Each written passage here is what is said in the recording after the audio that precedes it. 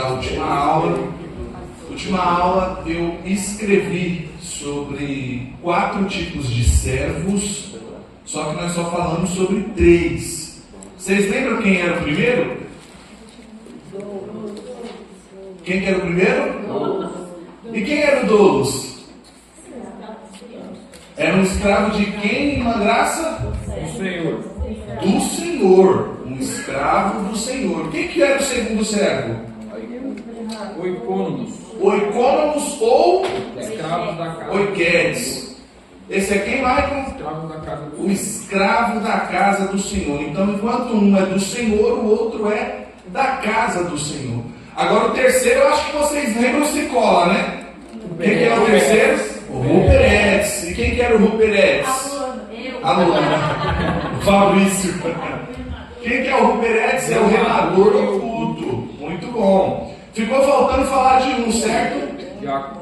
É os diáconos. Então hoje nós vamos falar sobre os ofícios do diaconato e as características do diaconato. Quem é o diácono? Fabrício. Nenhum obreiro, todo obreiro, ele precisa ser um diácono por excelência, porque não existe culto sem diácono. Existe culto sem qualquer um, mas para ter um diácono, se tiver um diácono, agora sim dá para ter um andamento de um culto. Então, abre sua Bíblia aí, livro de Atos, capítulo de número 6.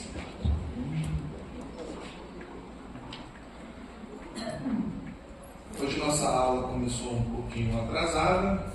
Peço desculpa para os irmãos. Atos capítulo 6. Hoje tem ensaio da mocidade? Ah, então se eu passar 10 minutinhos na nossa aula não tem problema. Tem. Tem não. Quem falou tem? A pastora? Então tem sim. Tem sim. É, então. É que eu não falo ir pra casa, tá todo mundo aqui. Mas eu falo sobre passar porque a gente não chegou 8h30. Então, para a gente terminar no horário, o ideal seria começar no horário. Atos capítulo de número 6, verso de número 1 em diante. Assim diz o texto. A epígrafe na minha Bíblia está escrito a escolha dos 7. Alguém está com uma epígrafe diferente da minha? 7 diáconos. A escolha dos diáconos. 7 diáconos. 7 diáconos. Bom. Olha, se eu gostei dessa instituição dos diáconos. Vamos lá. Naqueles dias, crescendo o número dos discípulos. Se você tiver uma caneta, marque assim, ó. Grifa essa parte e coloca assim, ó. Crescimento da igreja. Os judeus de fala hebraica, entre eles, queixaram-se dos judeus de fala hebraica, porque suas viúvas estavam sendo esquecidas na distribuição do alimento diário. Por isso, os 12 aqui já não tem o Judas, tá? O Matias já entrou no lugar do Judas como escolha dos homens e não como escolha de Deus. A escolha de Deus para o 12º lugar é o Paulo. Mas o Paulo não foi aceito pelo colégio apostólico dos homens. Mas mais importante do que aceito pelos homens é ser aceito por Deus. Não é à toa que metade do Novo Testamento é escrito por quem foi escolhido por Deus, ainda que reprovado pelos homens. Já para a gente começar a dar glória, né? Eu nem preparei isso aqui, mas na leitura, às vezes a gente passa aqui, vem quentinho, não dá para deixar passar. Mas vamos lá. Não é certo negligenciarmos o ministério da palavra de Deus a fim de servir as mesas. Verso 3. Irmãos, escolham entre vocês. Marca essa parte aí, ó. Escolham entre vocês 7 homens. Eles têm que ter 3 coisas aí, ó. De bom testemunho ou de boa fama. Reputação é a mesma coisa. Cheios do Espírito e de sabedoria. Então, para ser um diácono, a gente já tem aí as 3 características. E quem é que escolhe? A igreja. Então, se não é cheio do Espírito, cheio de sabedoria, e tem bom testemunho, quando fala bom testemunho, não é tipo que viveu o milagre lá fora, e aí ele tem uma oportunidade para contar o testemunho. Não é nesse sentido. É o testemunho de, a igreja tem alguma coisa para falar dele? Se não cumpre os 3 requisitos, não sou eu que estou falando, é o Lucas. Não presta para ser um diácono. Por quê? A igreja tem um monte de discípulos, mas eles escolheram quantos para ser diácono? Então, mediante a mais de 8.000 pessoas, só foram escolhidos 7. Então não dá para toda a congregação ser obreiro. Porque a igreja só escolhe quem passa no crivo. A igreja escolhe e os apóstolos impõem as mãos. Vamos continuar na leitura. Daqui a pouco a gente aplica. Vamos lá. Passaremos a eles essa tarefa. Versículo 4. E nos dedicaremos à oração e ao ministério da palavra. Então, os apóstolos estão dizendo que, quanto a eles vão se dedicar à oração e à palavra. Verso 5. Tal proposta agradou a todos. Agradou a liderança da igreja e agradou os membros.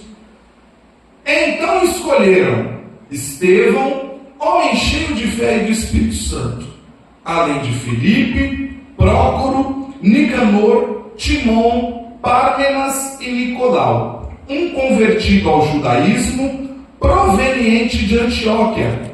Apresentaram esses homens aos apóstolos, os quais oraram e lhes impuseram as mãos. Por favor, alguém anota aí que lhes impuseram as mãos? Assim a palavra de Deus se espalhava. Crescia rapidamente o número de discípulos em Jerusalém. Também um grande número de sacerdotes obedecia à fé.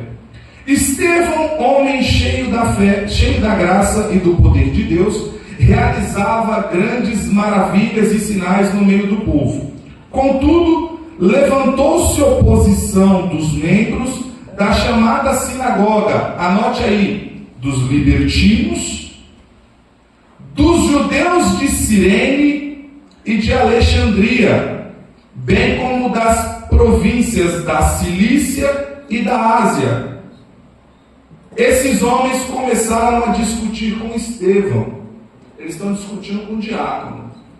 Mas agora eu amo esse verso que vem depois.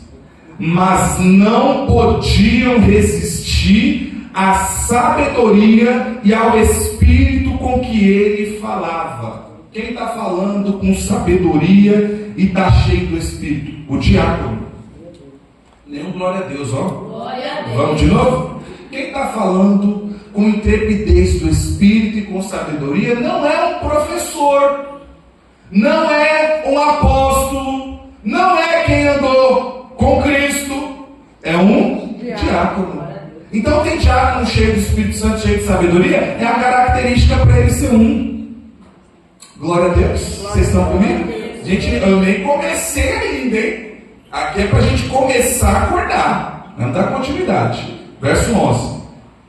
Então subornaram alguns homens para dizerem: ouvimos Estevão falar blasfêmias contra Moisés e contra Deus. O Estevão falou alguma coisa contra Moisés aqui? Não. O Estevão falou alguma coisa contra Deus? Não. Então, quando um público não aguenta uma palavra dura, eles procuram mentira para afetar o ministro. Mas vamos continuar. Está no texto, tá?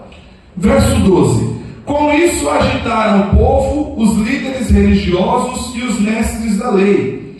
E prendendo Estevão, levaram-no ao sinédrio. Ali apresentaram falsas testemunhas que diziam: este homem não para de falar contra este lugar santo e contra a lei, pois ouvimos dizer que esse Jesus, o Nazareno, destruirá este lugar e mudará os costumes que Moisés nos deixou. Olhando para ele, todos que estavam sentados no sinédrio viram que o seu rosto parecia o rosto de anjo. Por quê?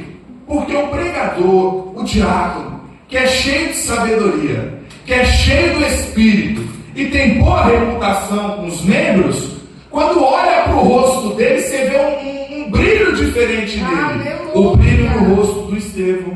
é um brilho diferente. Pois bem, vamos começar devagarzinho. No capítulo 6, nós temos uma igreja com problema. Está pensando o quê? Que é só a Demédia que tem problema? Nada. A igreja primitiva tem problema. O primeiro problema, Claudemir, que Satanás tentou foi a perseguição externa. Ele vai tentar perseguir os apóstolos e esses discípulos que estão ganhando forma, Barnabé e outros que estão se destacando. Então ele tenta se infiltrar por meio da perseguição externa. Só que aí ele não conseguiu. Glória a Deus por isso. Satanás está perseguindo a igreja, mas não conseguiu parar a igreja. Glória a Deus. No capítulo 5, ele tenta se infiltrar por meio do pecado escondido. É o episódio de Ananias e Safira. Ele tenta se infiltrar.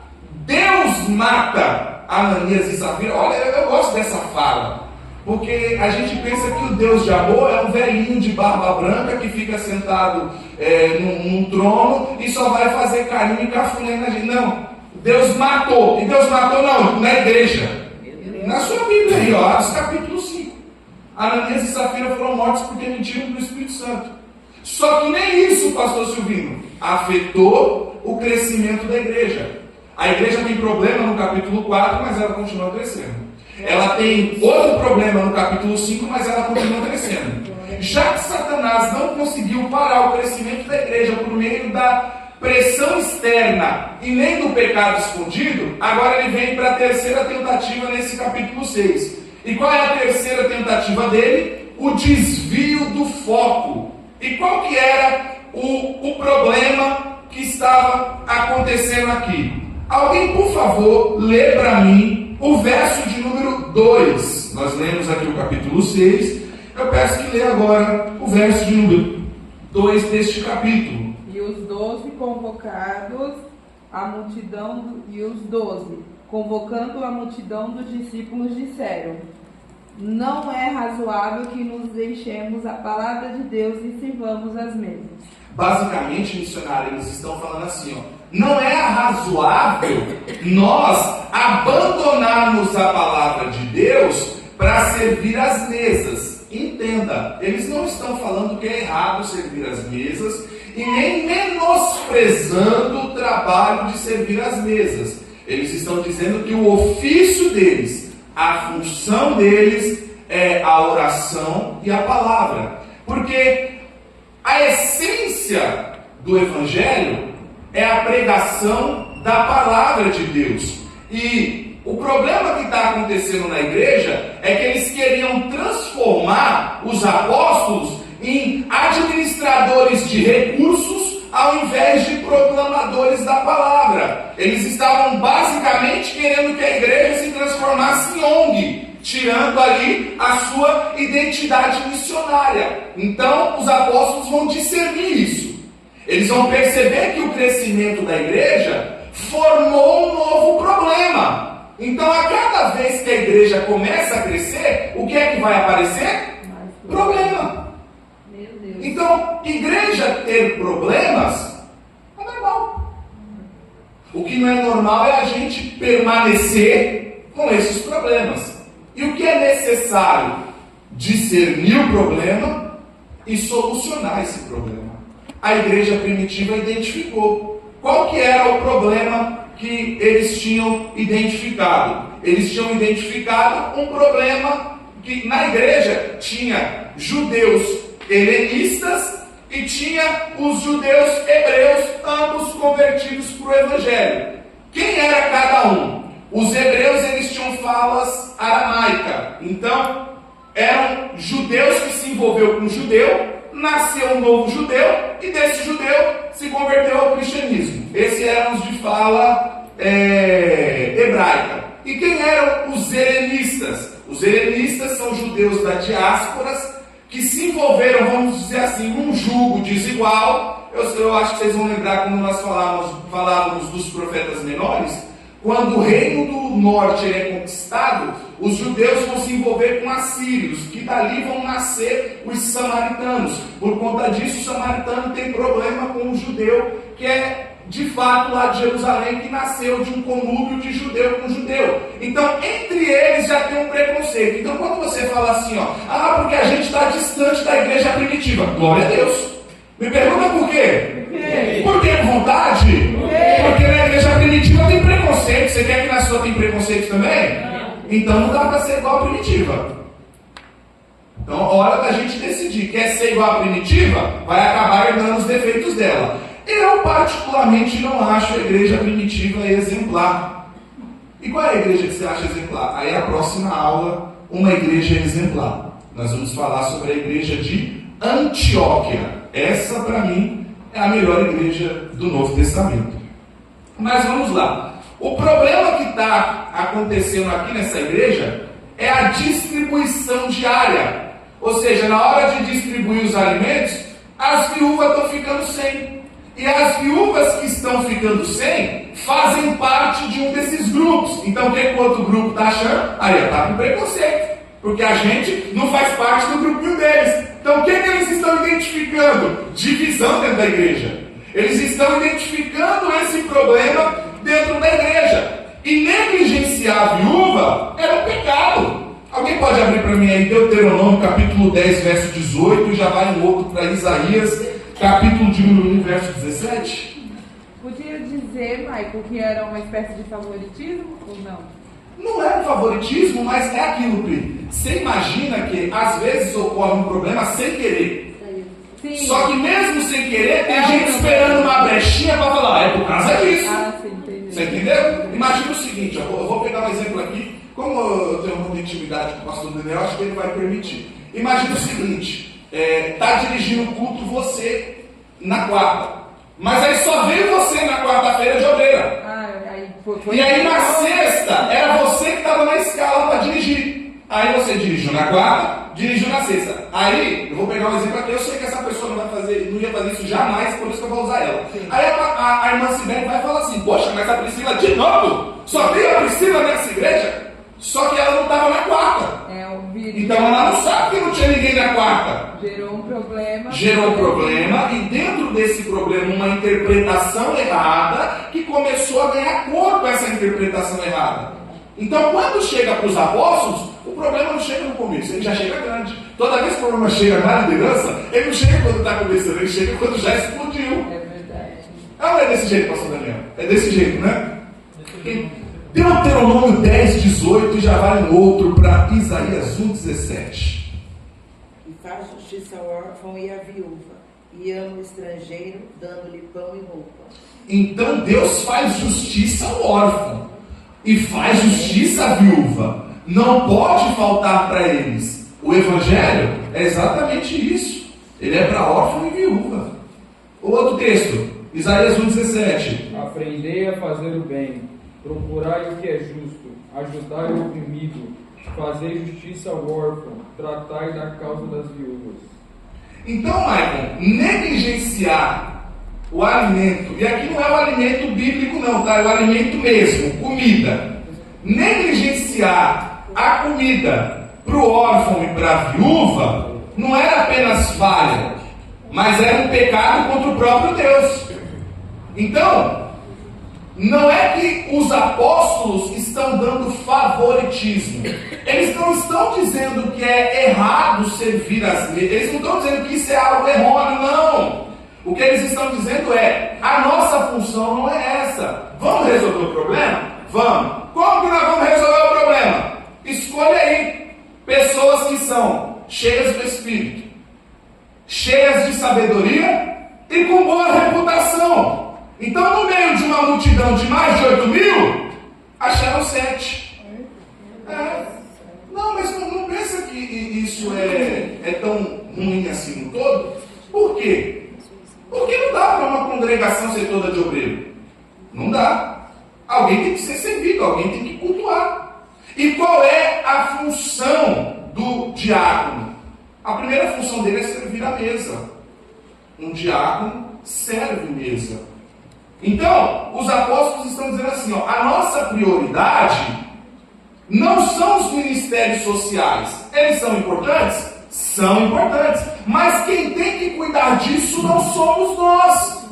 Escolha alguém dentre vocês, porque quem vocês escolherem são eles que vão cuidar dessa parte social. O que não pode é a parte social substituir a centralidade da pregação. Inclusive, nada pode substituir a pregação do Evangelho.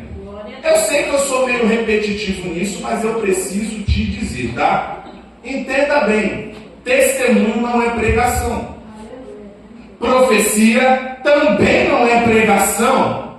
O momento da palavra não é o momento de entreter a igreja. O momento da palavra é para alimentar as pessoas com o texto sagrado. Boa parte dos pregadores despreparados, eles se escondem atrás de falsas profecias ou profecias de bajulação, porque eles não leram o texto. Aí, para disfarçar que eles não leram o texto, eles vão falar assim: eu tenho que mostrar que eu sou profundo e voltar nessa igreja. Então, o que eles vão fazer? Eles vão entregar uma profecia de muita bênção para alguém nessa igreja, e aí essa pessoa vai se emocionar, essa pessoa vai chorar, e vão ser dito: esse daí é o homem de Deus. Mentira! Isso daí é alguém que não leu o texto e está disfarçando.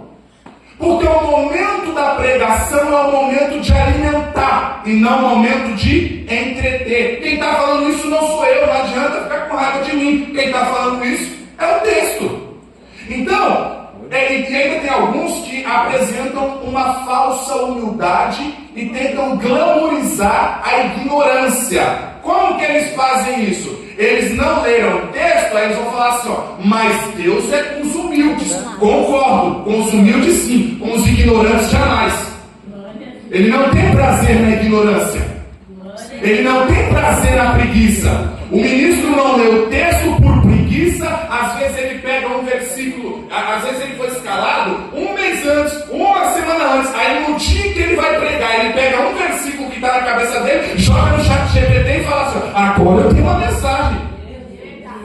Dá glória a Deus, ele nem que seja para disfarçar. Então, não existe pregação fora da Bíblia. Não existe pregação sem Bíblia. Se as nossas palavras não estão dentro dos 66 livros, não foi pregação.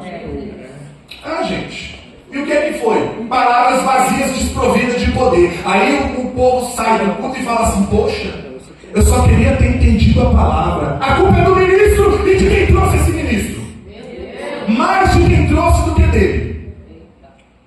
Gente, a nossa função como pregadores é chamar os ouvintes ao arrependimento e à obediência.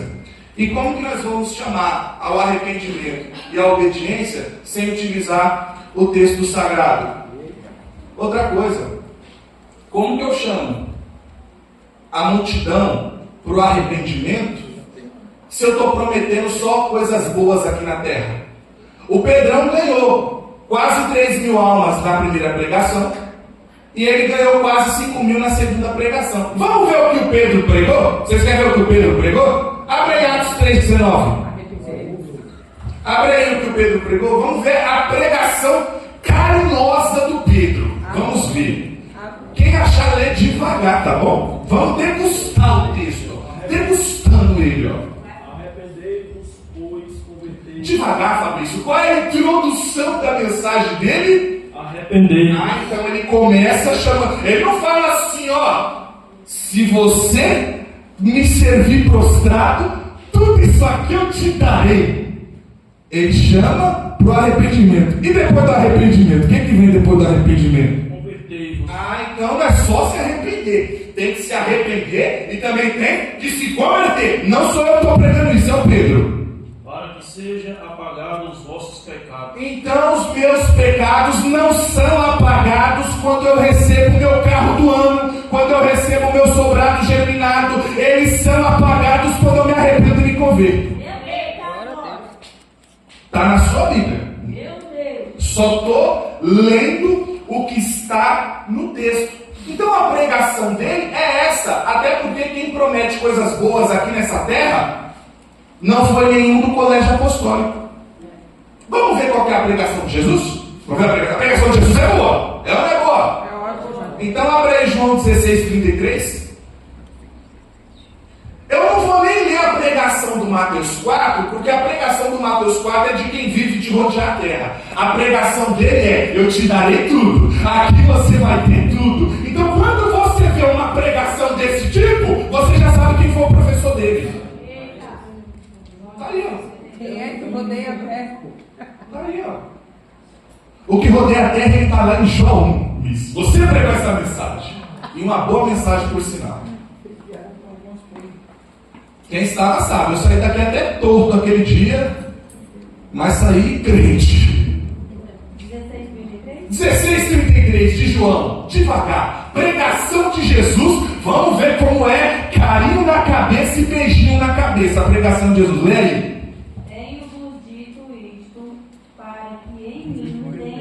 Devagar, então em Jesus nós temos paz. Glória a Deus, aí ó. Que mensagem boa. Continua. No mundo tereis aflição. Ah, para de graça. Então crente sofre aflição. Quem é o pregador desse dia?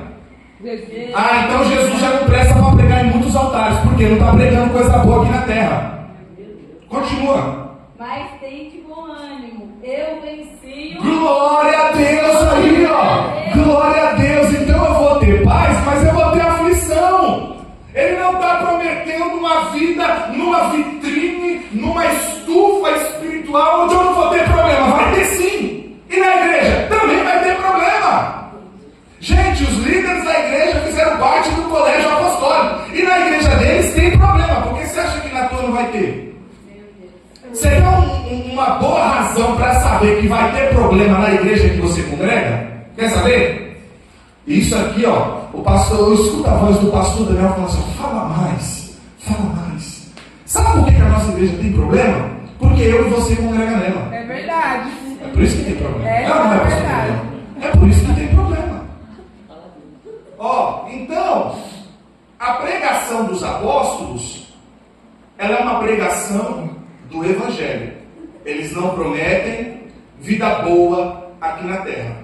E eu estou batendo no ponto acerca de quem não se prepara para pregar. E tem uns que ainda se escondem na seguinte fala, tá? E eu preciso falar isso aqui, ó. Eu não vou ler o texto, porque Deus vai me revelar tudo. Só que aí eu te pergunto, o que é revelação? Revelação não é imaginação. Revelação não é opinião pessoal travestida de voz divina. Não é o que eu acho e depois coloco o selo de Deus me falou. Não é nada disso. A palavra revelação, ela vem do grego Apocalipse. Então o livro de Apocalipse é o livro do quê? Da revelação. Revelação vem do grego Apocalipse e significa tirar o véu, tornar claro aquilo que estava oculto. Então o que é revelação? É trazer à luz aquilo que estava escondido, e não um homem inventando o que Deus nunca disse. Então a verdadeira revelação, ela sempre vai confirmar o quê? O texto bíblico. Ela nunca vai contradizer o texto bíblico. O Espírito Santo não vai falar fora daquilo que ele mesmo inspirou, porque inspirado mesmo não é o Mike. Inspirar é a palavra de Deus. O compromisso de Deus não é com o Mike, o compromisso de Deus é com a palavra dele. Então se o Mike não está adequado na palavra dele, não é a palavra dele que tem que se adequar ao Mike, é o Mike que tem que se adequar à palavra dele. Aleluia. É a minha e a sua Bíblia, Tiago. Glória a Deus. Então, vamos dar continuidade aqui, ó. Um outro detalhe é acerca do que eu falei, de testemunho, profecia e pregação. O testemunho pode te emocionar. A profecia pode te edificar. Mas o que vai te transformar é a pregação do Evangelho. E agora eu pergunto, o que é pregar o Evangelho? Alguém tem coragem de responder? Se estiver errado, está tudo certo. A gente vai aprendendo junto. O que é pregar o Evangelho? Alguém? Algum corajoso? Então vou fazer pergunta, hein? Se eu pregar sobre mim mesmo, eu estou falando do Evangelho? Não. Está vendo que vocês sabem responder? Vocês sabem, não sei por que esse medo todo. Se eu pregar sobre o meu trabalho, eu estou falando do Evangelho? Não. O que é pregar o Evangelho? Abre para mim, por favor, Romanos 1,16. É o verso que eu mais gosto na Bíblia, tá? É o meu versículo favorito, Romanos 1,16. Romanos é o meu livro favorito também. Porque não me envergonho do Evangelho de Cristo. Devagar, Liz, degustando. Porque não me envergonho do Evangelho de Cristo. Pois é o poder de Deus para a salvação de todo aquele que crê. Ó, que glória! Primeiro do judeu. Primeiro do judeu e também do grego. Agora olha primeiro aos Coríntios 1,18.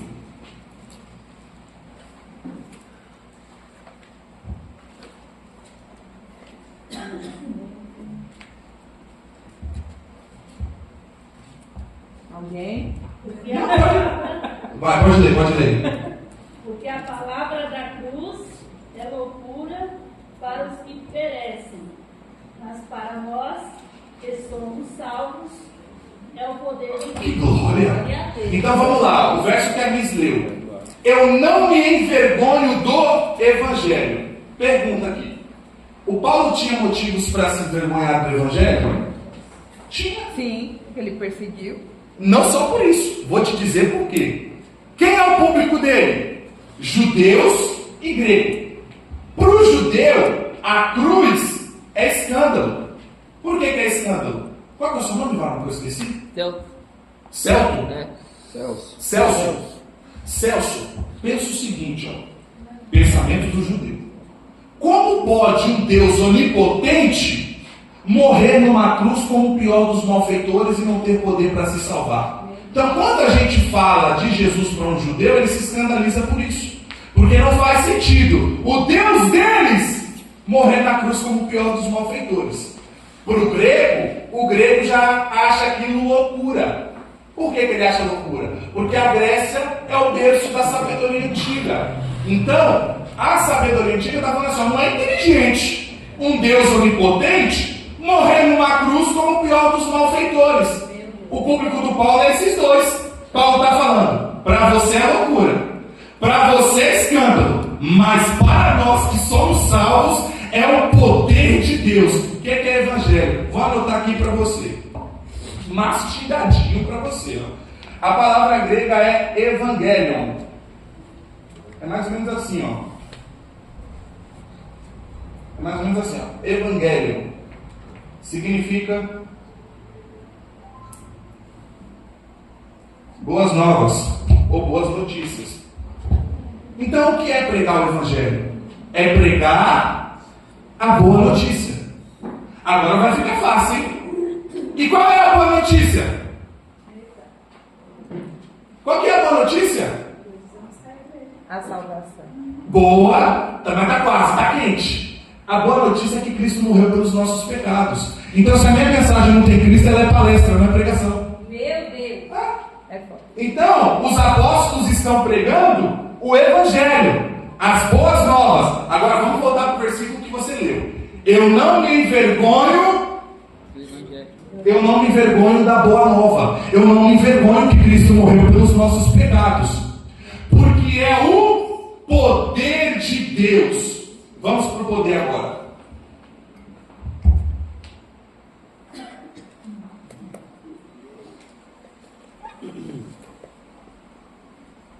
Poder no grego é a palavra dinamis. E o que é dinamis?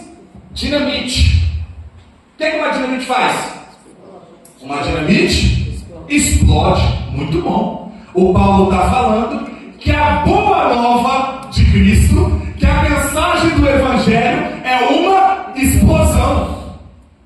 Uma dinamite mata? Sim. Mata, não mata? Sim. E por que o Evangelho não está matando ninguém?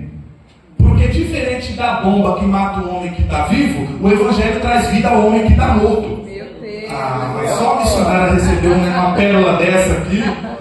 Por quê? Porque todos nós, segundo Efésios 2, não vou ler o texto, mas você pode anotar para tomar nota. Em Efésios 2, o Paulo diz que nós estávamos mortos nos delitos e pecados. E por que recebemos vida? Porque recebemos a boa nova do Evangelho, que nos trouxe vida e vida em abundância. Aí o Paulo diz aos Coríntios no texto que a senhora leu: a palavra da cruz é loucura para quem está perecendo, mas para nós é a dinamite de Deus. Então o pregador ele precisa anunciar o quê? O Evangelho, as boas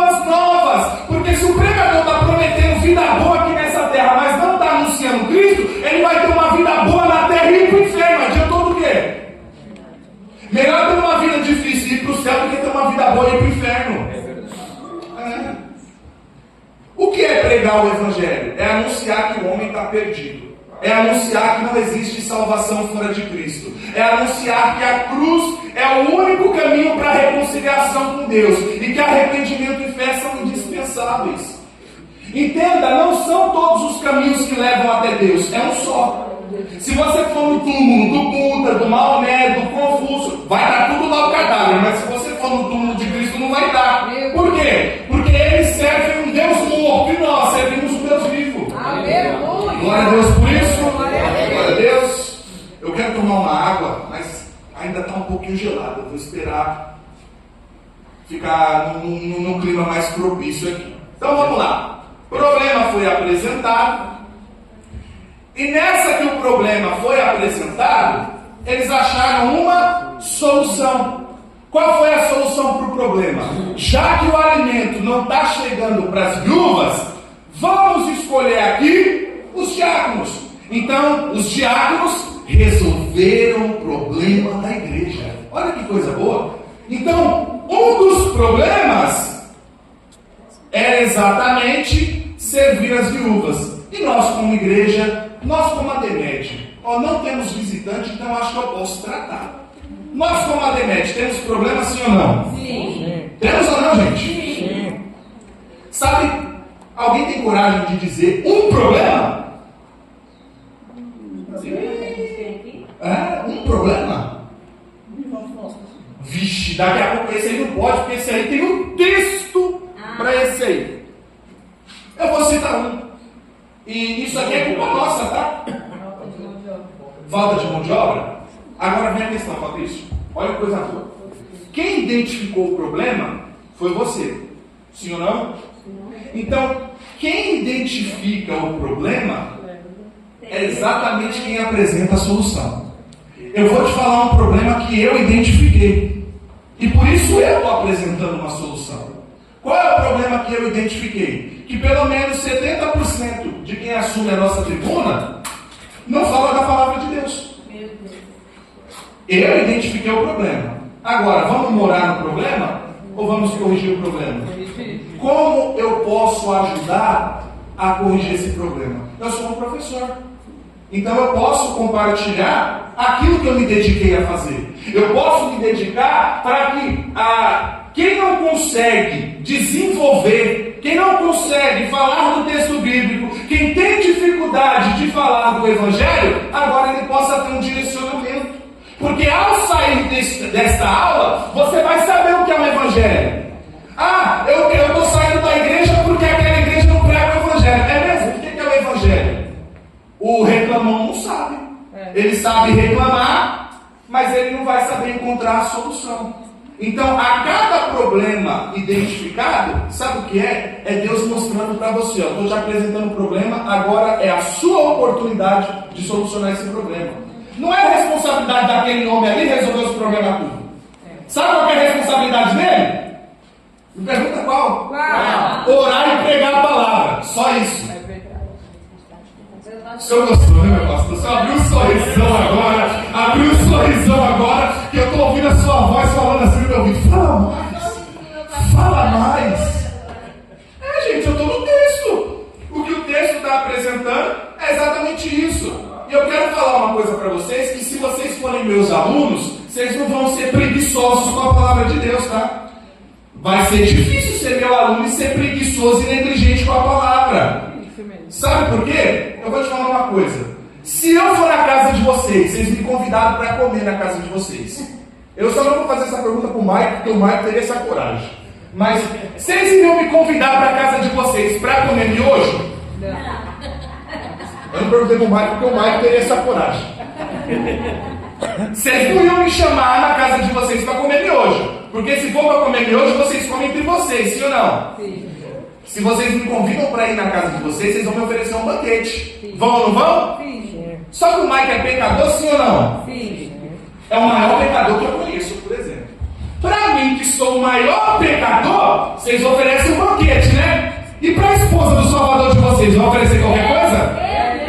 Então eu não posso só pegar minha Bíblia no dia que eu vou pregar, leio um versículo, meto no chat GPT e replico a mensagem que está lá. Não.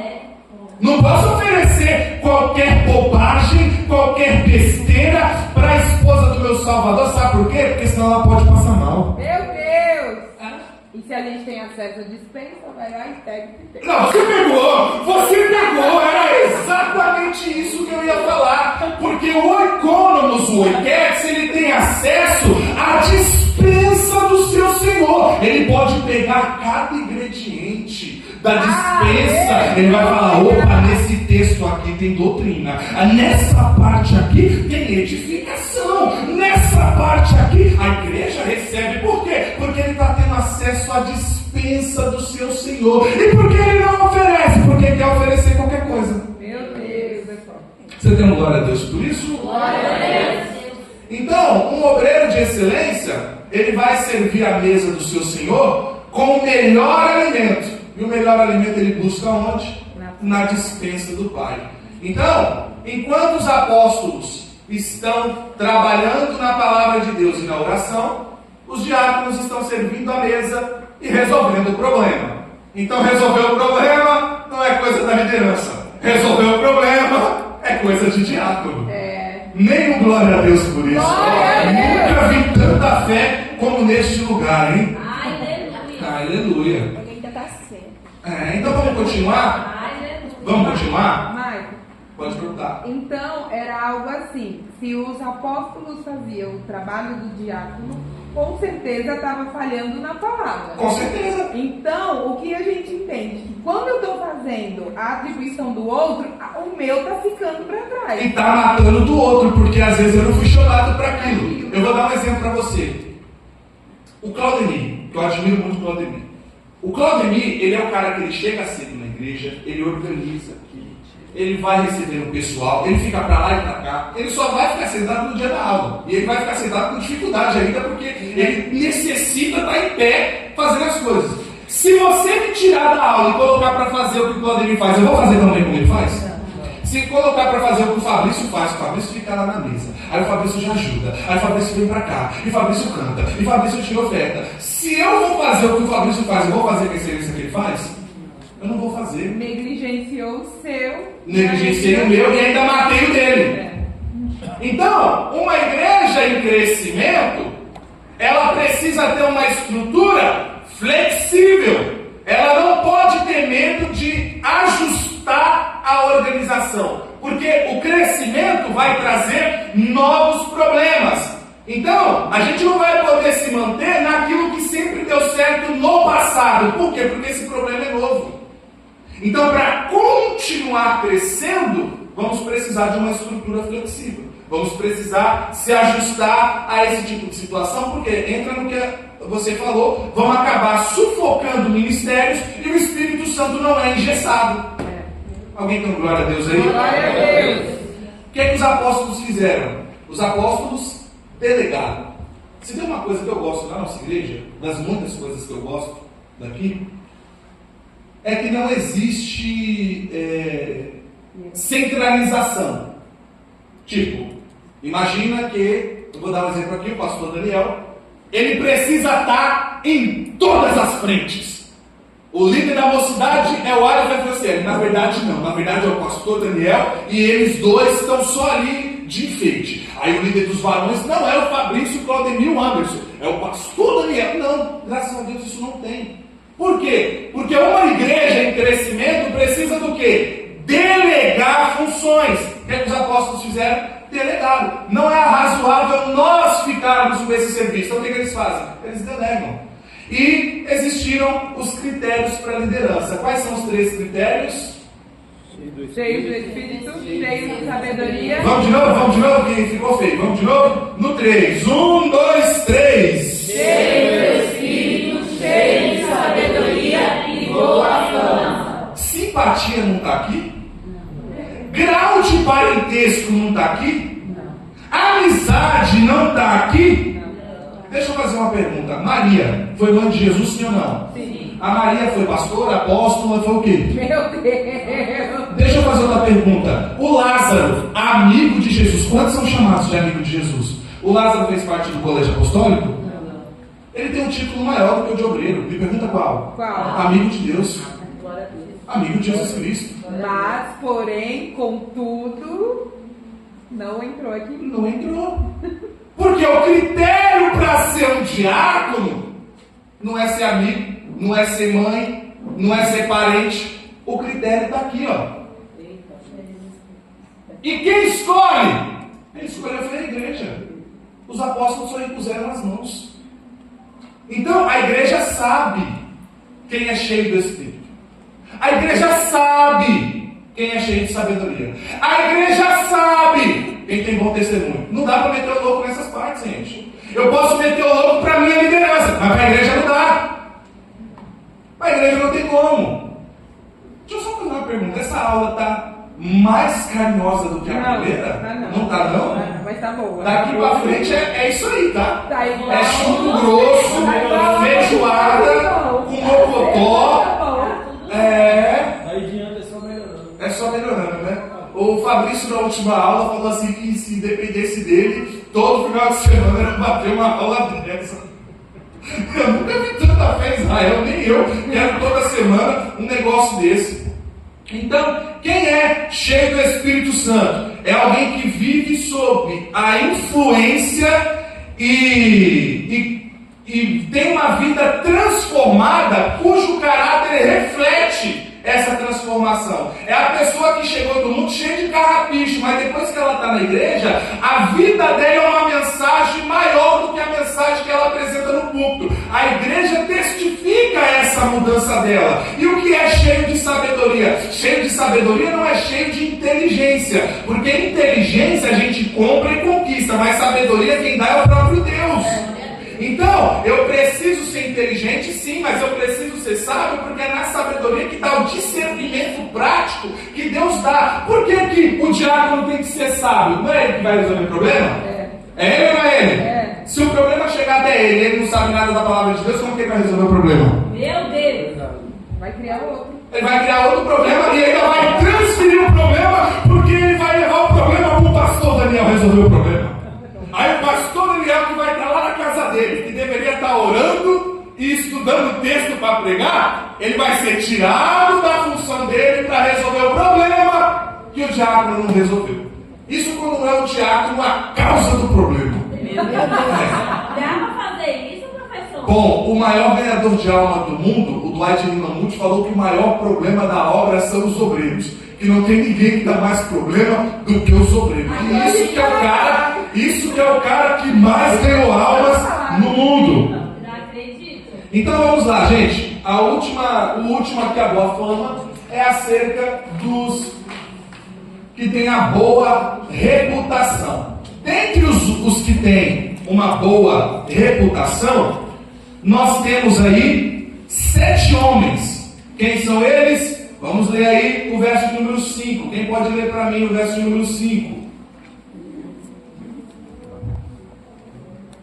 E este parecer contentou a toda a multidão, e elegeram Estevão, homem cheio de fé e do Espírito Santo, e Felipe, e Prócoro, e Nicanor e Timão, e Parmenas, Nicolau, Prosélito e de Antioquia. Legal. Então, a decisão dos apóstolos com os diáconos trouxe glória ao nome de Deus, paz para a igreja e solução dos problemas.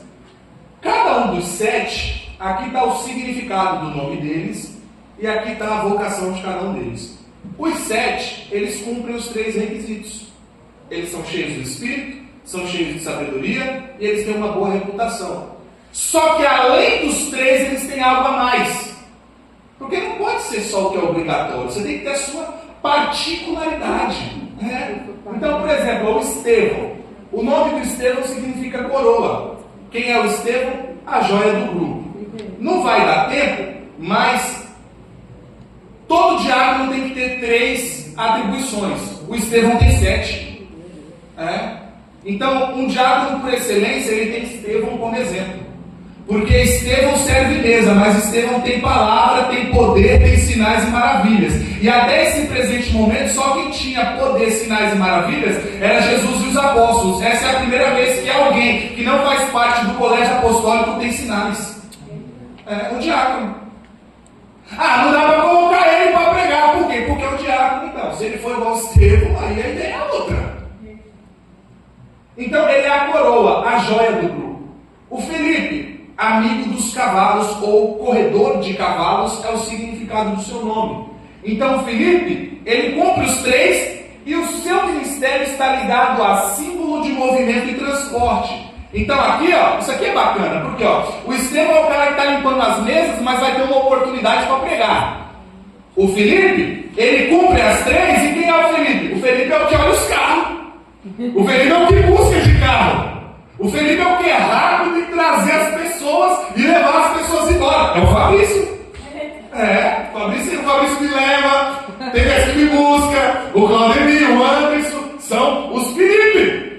Aí nós temos o Prócoro. Quem é o Prócoro? O significado do nome dele é mestre do coro. Que coro? Musical. Então, pode ter diácono na música? Claro. Nós temos aqui o cara que é diácono e ele está envolvido na música, na organização e na harmonia. Aí nós temos o Nicanor. O nome dele significa conquistador. Qual é o tipo de conquista do Nicanor? A expansão da fé. Quem é o obreiro Nicanor? É aquele que faz culto no lar. É aquele que está trabalhando na expansão do reino. Aí nós temos o Timão. Gostei disso aqui. Oh, glória! O Timão, esse aqui era crente. O Arthur não gostou ali, não. O Arthur já está semelhante ali, ó. Quem é o Timão? Aquele que honra. Oh, glória! Oh, glória! O Timão é um líder que valoriza. Faz tempo que não está na liderança, viu? Meu Deus. É um líder que valoriza e respeita. Então, dentre os diáconos, tem também quem exerce liderança. Aí nós temos o Pármenas. Quem é o Pármenas? Seu nome significa firme. Ele é firme no quê? Na doutrina. Ele não passa a mão na cabeça dos outros. Ele é firme. Ele ensina o que o texto está mostrando. Se o texto tem uma parte que é dura, ele não vai pular aquela parte por medo do que os apóstolos vão falar. Não, ele é firme. Pode ser, eu sou o diácono da doutrina, né? Aí nós temos, a Janaína também é Pármenas. O Árvore também é Pármenas. A pastora também é Pármenas. Aí nós temos o Nicolau. Quem é o Nicolau? Esse Nicolau aqui, no final ele vai dar problema, tá? Eu não vou entrar nisso, mas lá no livro do Apocalipse ele vai causar um problemão dentro da igreja. Não dá não, porque só falta 18 minutos e tem um monte de coisa ali.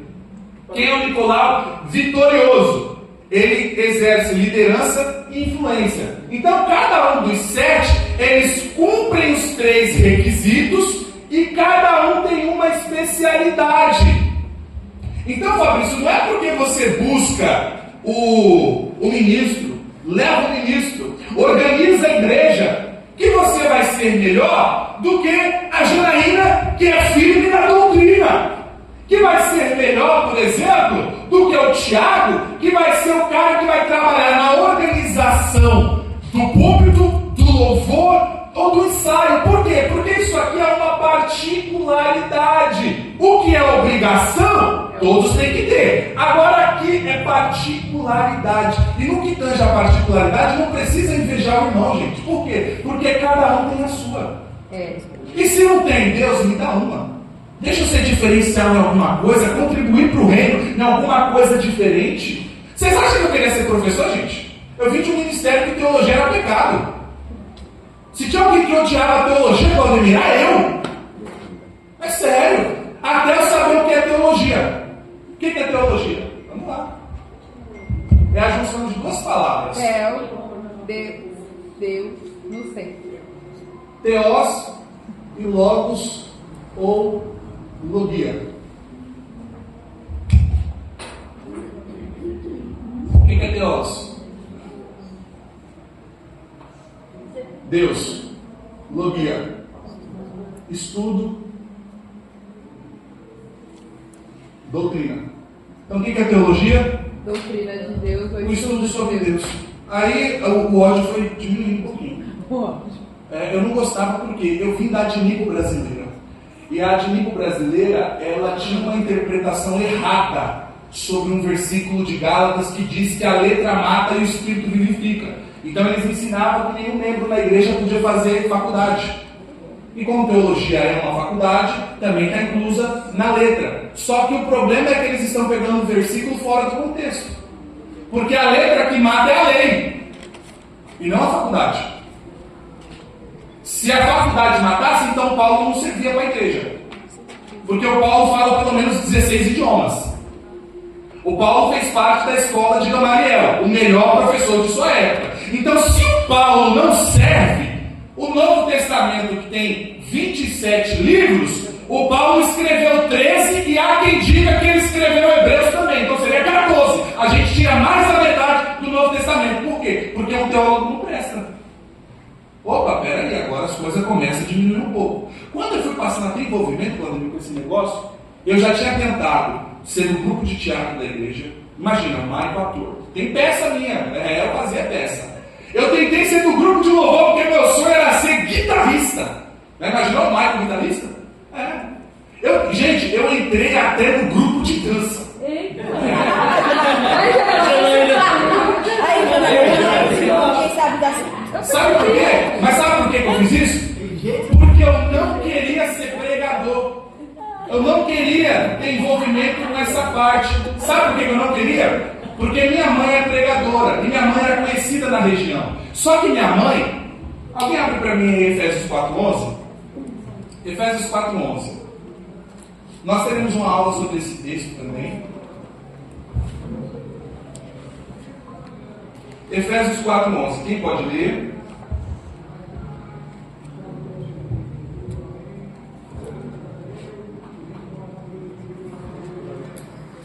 Só para explicar uma diferença. E ele mesmo deu uns para apóstolos. Devagar. Uns para apóstolo. Outros para profeta. Profeta. Outros para evangelistas. Evangelista. Outros para os pastores e doutores. Opa, em outras versões esses doutores vão estar mestres. A minha mãe pregando, a minha mãe ela não vai explicar o texto versículo a versículo. Ela não vai falar assim, o texto no original, ele vai trazer essa ideia. Por quê? Porque minha mãe não é mestre. Minha mãe não é doutora. Só que a pregação da minha mãe, Valdemir, é pecado, santidade, inferno. Por quê? Porque a minha mãe ela vem no profético. Então a pregação da minha mãe é concerto de altar. Então quando eu estava começando, o que o pessoal dizia? Esse aí não tem unção. Por quê? Porque não é igual a mãe dele. Porque a minha pregação já não era como a da minha mãe. A minha não era de concerto. A minha era de ensino. Porque eu lia o texto e eu falava, o texto está dizendo assim, assim, assado. Assim, assim, assado. E minha mãe grita bastante. Eu não grito. Às vezes, quando sobe, ainda vai, mas é raro. Mas por quê? Existem 5 estilos de ministério. Não precisa ser todo mundo em um só. E toda igreja precisa ter os 5. A gente vai ter uma aula sobre isso, então não vamos esticar. Por que tem que ter os 5? A igreja tem que ter alguém que tem ministério apostólico. Quem é que tem um ministério apostólico? É quem enxerga onde dá para crescer. Qual é a pregação de quem tem um ministério apostólico? Crescimento. Semente. Então quando você vê um pregador que fala muito de crescimento, você já identificou. Isso aí tem ministério apostólico. Aí depois dele vem o evangelista. Qual que é a pregação do evangelista? Cruz. Graça. Evangelho.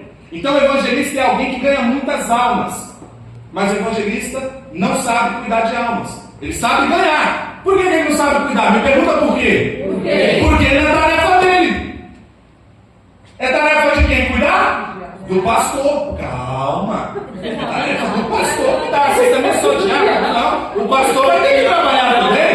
O pastor vai ter que trabalhar também. Então, o apóstolo enxerga onde cresce. Opa, ali dá para a gente começar um trabalho. O evangelista ganha as almas. O pastor cuida. E quem é que vai discipular essas almas? Mestre. Opa, quem discipula é o mestre. Mas e se essa igreja começar a ficar em pecado? Quem vai pregar? O profeta. Porque o profeta não vai conseguir ficar no ambiente de pecado. Então, vão chamar a Janaína lá para pregar, vão chamar o Aleph lá para pregar, Vão chamar a pastora Elaine para pregar e tome na cabeça. Pode perceber que esse povo para subir é raro. É raro. Mas tipo assim, tanto o profeta, ô Janaína, tanto o profeta quanto o mestre, eles não são de pregar muito. Quem é que prega muito? O apóstolo. Por quê? Crescimento. Semente. Vamos crescer. E é até bom que não pregue muito, sabe por quê? Eu vou pensar no lado racional. No lado racional. Quando o profeta não prega muito, é porque a congregação não está em pecado. É isso que eu pensei. Foi isso que eu pensei. É menos. Agora vamos deixar melhor? E quando o mestre não prega muito? É porque a igreja é muito instruída na palavra. Glória a Deus. Pelo menos no mundo racional é para ser assim. Vamos para mais um texto? Agora eu estou com medo de falar. Fala ou não fala? Aguenta mesmo? Depende. Vocês vão aguentar mesmo? Entrega tudo, Você gosta, né? Você gosta, né? Bateu a curiosidade agora de ver você dançando também. Eu vou mandar um vídeo pra você. Tem um vídeo lá de teatro, de dança, tem de tudo. Não há, legal. Nossa, gostei. Não, mas isso aí já é. Ó, o Marco me chamou pra fazer uma peça. Eu falei: esse cargo já não é meu. Esse cargo agora é de outro. Gente, ó, que fique bem claro, tá? Nós estamos aqui para aprender e não para atacar, tá bom? Nem sempre eu tive essa informação. Abre para mim, por favor, Atos 6,6. Todos nós estamos aqui aprendendo, tá? E antes de ler o texto, deixa eu fazer uma pergunta. Temos que seguir o costume ou a Bíblia? A Bíblia. Vou falar de novo. O costume ou a Bíblia? A Bíblia. Então tá bom, vocês que disseram, tá bom? Se der problema amanhã, quem falou foi vocês. Eu não disse nada. Atos 6,6, quem pode ler para mim, por favor? E apresentaram antes aos apóstolos. Estes, orando-lhe, puseram as mãos. Não derramaram óleo? Só puseram as mãos. Só impuseram as mãos. Então, apresentar diante da comunidade, isso significa transparência e reconhecimento. Depois que apresenta, eles fazem o quê? Calma, antes de impor as mãos. Tem uma coisa que eles fazem. Opa, então eles apresentam. Depois que eles apresentam, eles oram. Por que eles oram? Porque é dependência de Deus e não é apenas mera formalidade. E por que imposição de mãos? Porque isso está apresentando um ato de transferência de autoridade e reconhecimento espiritual. Por que não tem óleo? Porque o óleo, ele é sombra. O óleo, ele é uma representação da unção, do Espírito Santo, etc. Quem era ungido com óleo? Reis, profetas e sacerdotes. E no Novo Testamento, quem é que foi ungido com óleo? Ninguém. Me pergunta por quê? Porque no Novo Testamento o Espírito Santo já desceu no Atos 2 e já mora dentro de você. Se a realidade já mora dentro de você, não precisa da sombra do passado. Se você vai lidar com a sombra, recorrer à sombra é retrocesso. Por que retrocesso? Porque a realidade já está dentro de mim. Aí você vai falar assim para mim: tá, mas se o óleo ele não é para ungir, para ordenação ministerial, ele é para quê? Abre aí Tiago 5,14. Tiago. O óleo era para quê mesmo? Para rei, que mais?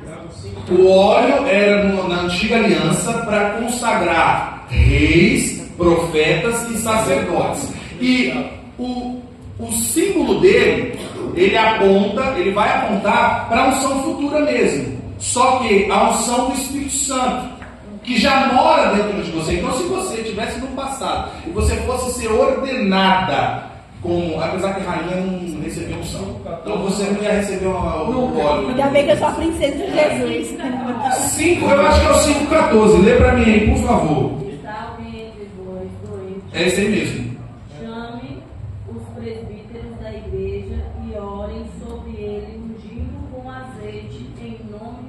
Opa, então, se o óleo não é para ordenação ministerial, o óleo é para quê?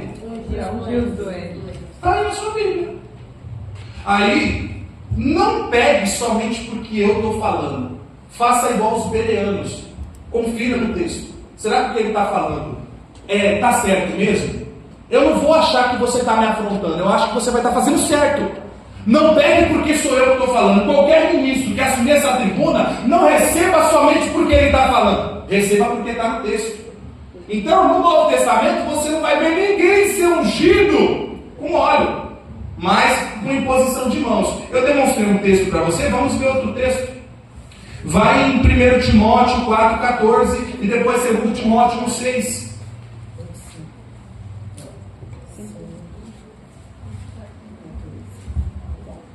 Nossa aula está chegando ao fim, hein?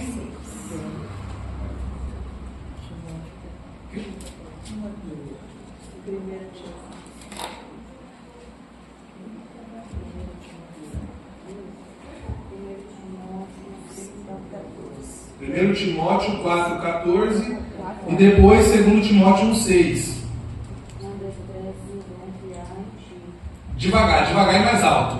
Não desprezes o dom que há em ti, o qual te foi dado por profecia, com a imposição das mãos do presbítero. Tá aí. Vamos por outro? 2 Timóteo 1,6. E depois a gente já vai voltar para 1 Timóteo, tá?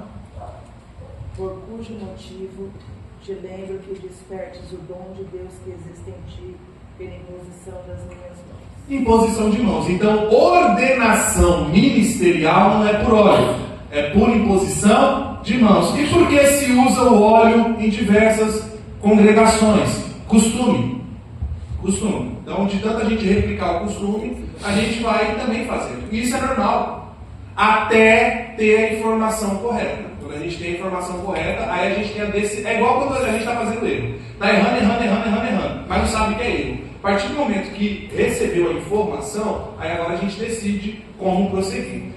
Volta para o texto de 1 Timóteo, capítulo 3, verso 8 a 13, para a gente falar como que deve ser um diácono e a gente poder encerrar nossa aula, tá?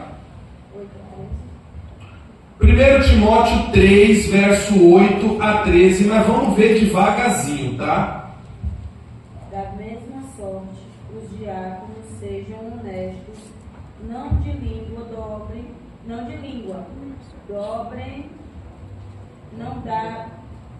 dados a muitos vinhos, não cobiçosos de torpe ganância, não cobiciosos de torpe ganância, guardando o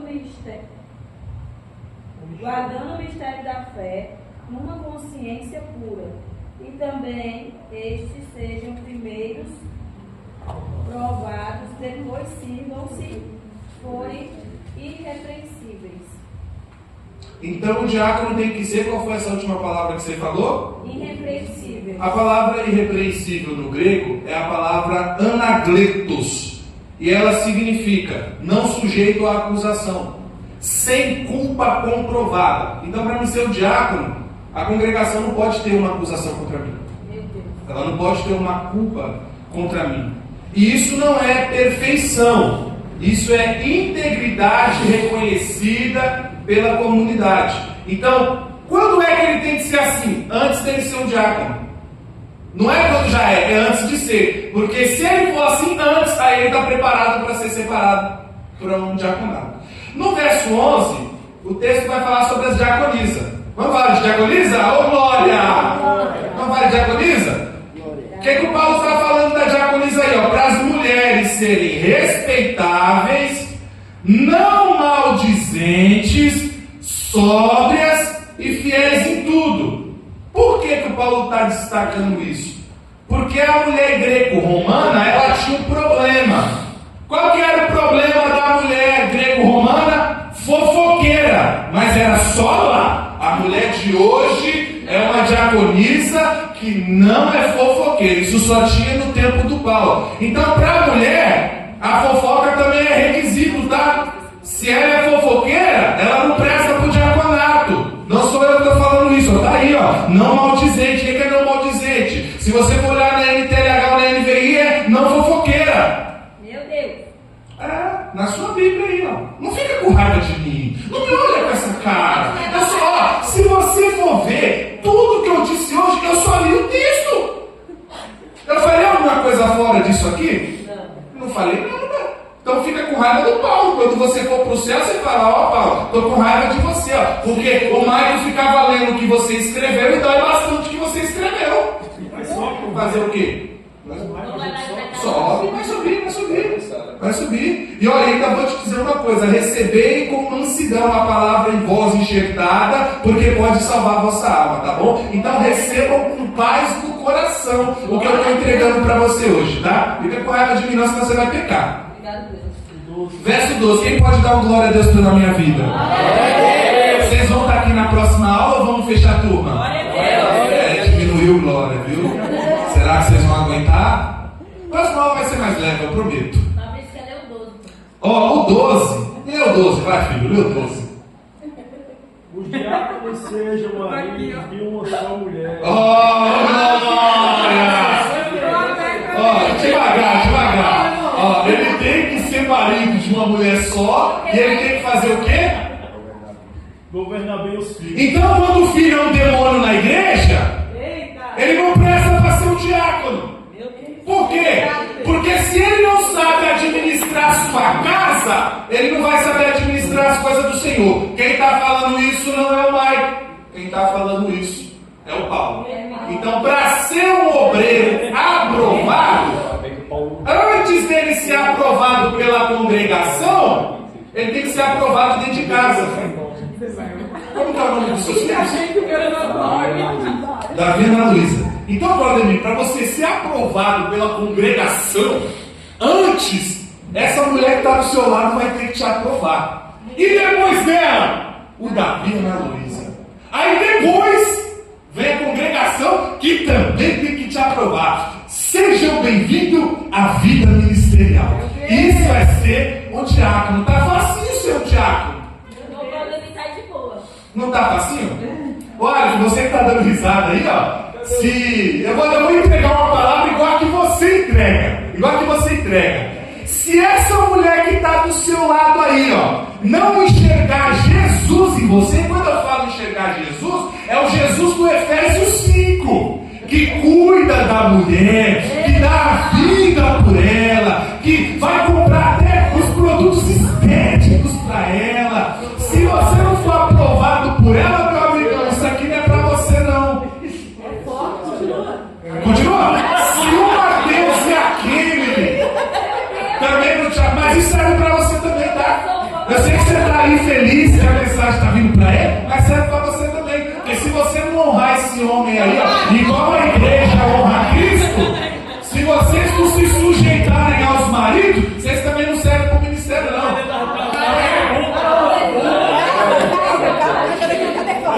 Vocês estão aqui ainda?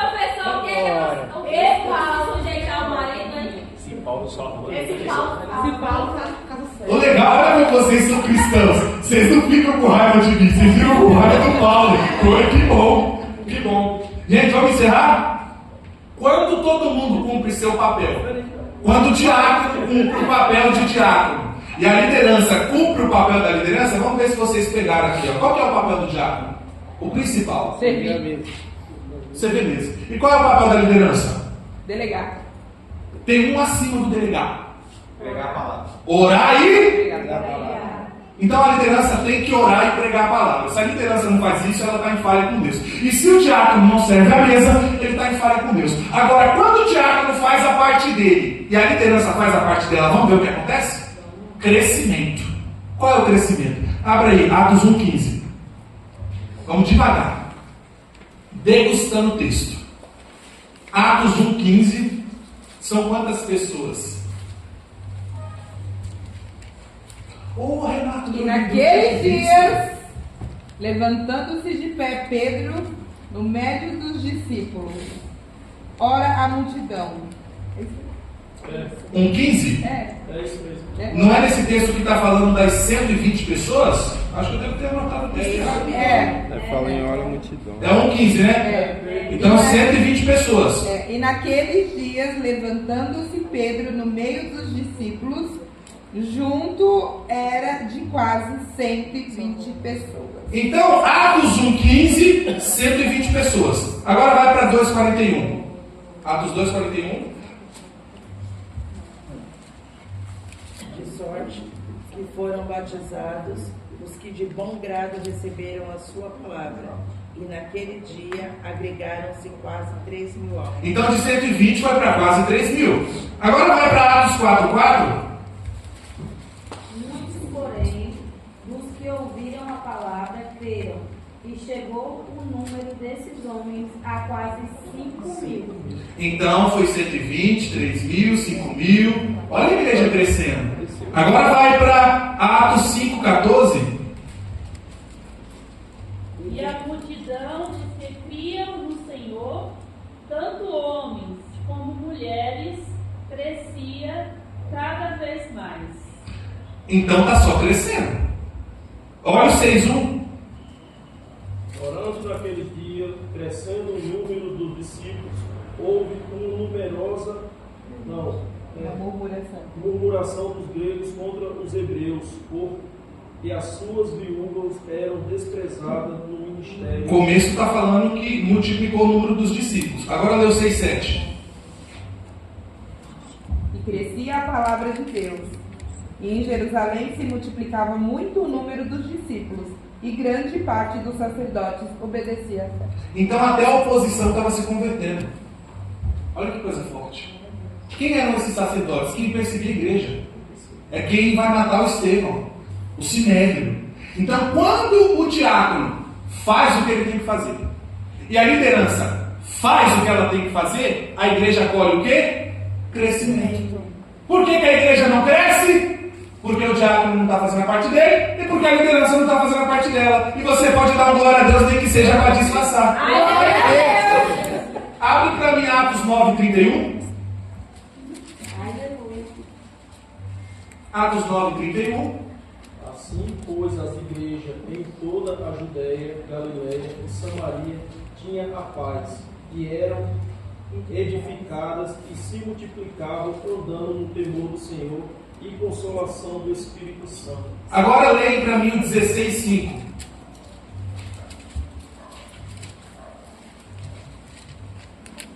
De sorte que as igrejas eram confirmadas na fé, e cada dia cresciam em número. Então antes crescia discípulo, agora já está crescendo igreja, e igreja crescendo em números. Por que está crescendo? Porque o discípulo faz a parte dele, o diácono faz a parte dele, a liderança faz a parte dela. Então qual é o segredo para a nossa ADMED crescer? O segredo é a liderança ter compromisso com a palavra, a pregação do Evangelho, e os discípulos, os diáconos, cumprirem a parte deles.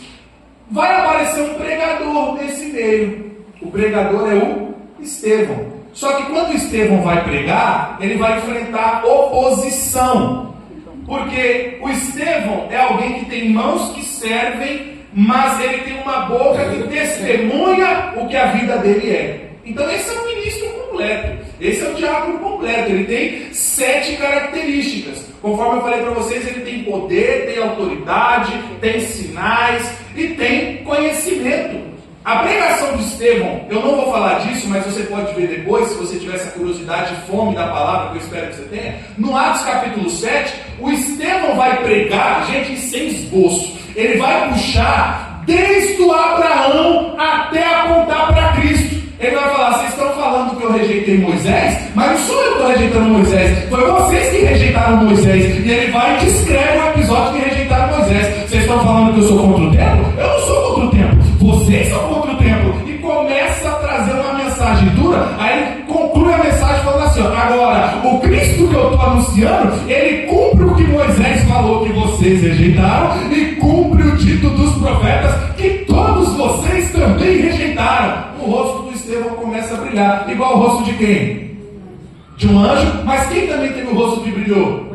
O Moisés. Ué, não disseram que ele estava acusando Moisés? Por que o rosto dele brilha igual? Porque ele está sofrendo a mesma perseguição que os líderes, que os profetas receberam, que Jesus recebeu. E quem é contra ele? Vamos ver o texto, quem é contra ele?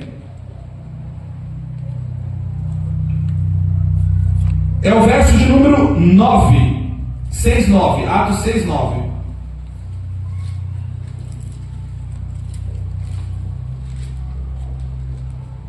Levantaram-se alguns que eram da sinagoga, chamada dos libertinos. Pausa. Marquem aí. Circula, sei lá. Libertinos.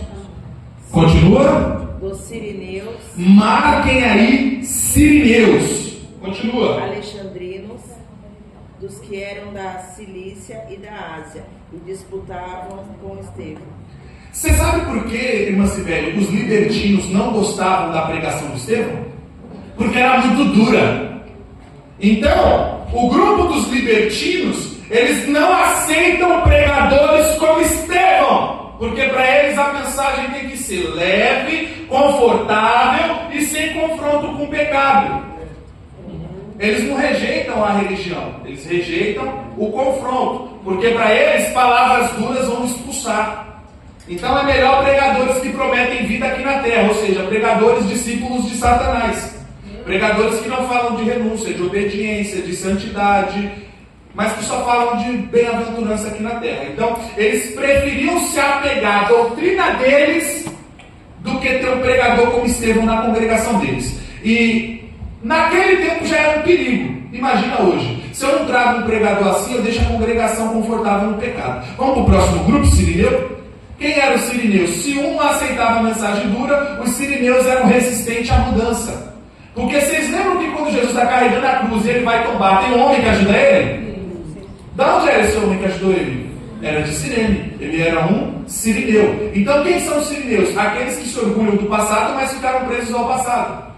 Eles não querem avançar. Por quê? No passado deu certo assim. Sempre foi assim. Aí vocês chegam e querem mudar? Sim, porque a igreja em crescimento exige estrutura flexível. Se eu não mudar, a igreja para de crescer.